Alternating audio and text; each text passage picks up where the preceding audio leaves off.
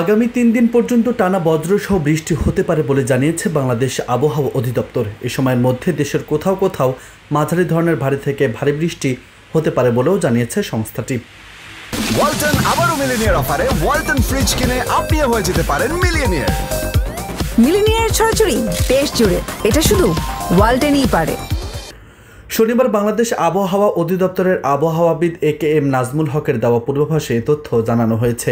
আবহাওয়া অফিস জানিয়েছে, রোববার সকাল 9টার মধ্যে রংপুর, ময়মনসিংহ, সিলেট বিভাগের অধিকাংশ জায়গায় এবং রাজশাহী, ঢাকা, চট্টগ্রাম, খুলনা, বরিশাল বিভাগের অনেক জায়গায় অস্থায়ীভাবে দমকা হাওয়া সহ বিদ্যুৎ চমকানো, হালকা থেকে মাঝারি ধরনের বৃষ্টি, বজ্রসহ বৃষ্টি হতে পারে। সেই সঙ্গে সারা দেশের কোথাও কোথাও মাঝারি ধরনের ভারী থেকে ভারী বর্ষণ হতে পারে।